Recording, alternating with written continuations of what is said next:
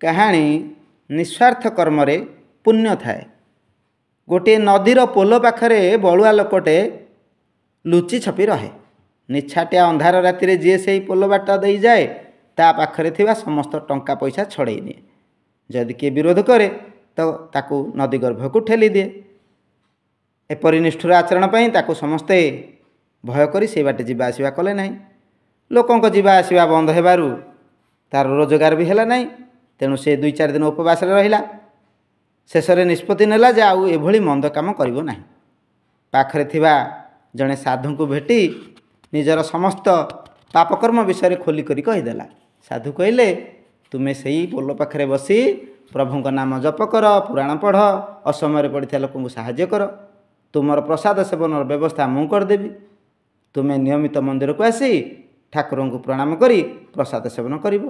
ଆଉ ଶୁଣ, ତୁମ ମନ୍ଦିର କର୍ମର ପ୍ରାୟଶ୍ଚିତ ଯେତେବେଳେ ସରିଯିବ ସେଦିନ ଠାକୁରଙ୍କୁ ପ୍ରଣାମ କରିବା ପରେ ଆପେ ଆପେ ମନ୍ଦିରର ଘଣ୍ଟି ବାଜି ଉଠିବ। ବଳୁଆ ଲୋକଟି ସାଧୁଙ୍କ କହିବା ଅନୁସାରେ ନିତ୍ୟକର୍ମ ସାରି ପୋଲ ପାଖରେ ବସି ପ୍ରଭୁଙ୍କ ନାମ କୀର୍ତ୍ତନ କଲା, ପୁରାଣ ପଢ଼ିଲା, ଅସମୟରେ ପଡ଼ିଥିବା ଲୋକଙ୍କୁ ସାହାଯ୍ୟ କଲା। ତାର ଏହି ପରିବର୍ତ୍ତନ ଦେଖି ସମସ୍ତେ ଖୁସିରେ ସେହି ବାଟେ ଯିବା ଆସିବା କଲେ। କିଛି ଦିନ ପରେ ଗୋଟିଏ ଅଘଟଣ ଘଟିଲା।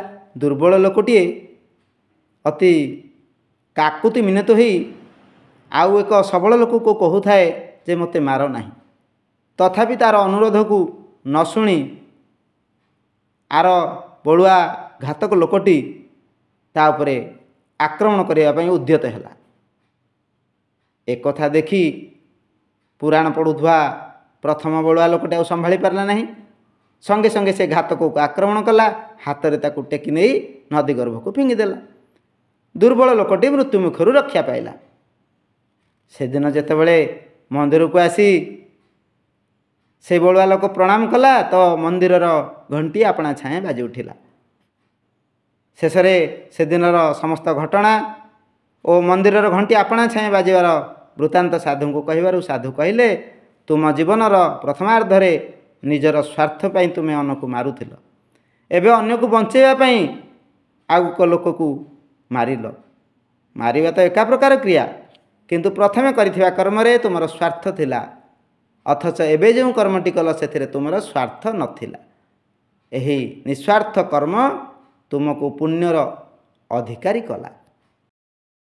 विचार क्रांति दूत यूट्यूब ओडिया चैनल को सब्सक्राइब करिया सह परवर्ती वीडियो प्राप्त करिया पई बेल आइकन दबांतु एवं विचार क्रांति दूत ओडिया फेसबुक पेज सह जोड़ी हुंतु।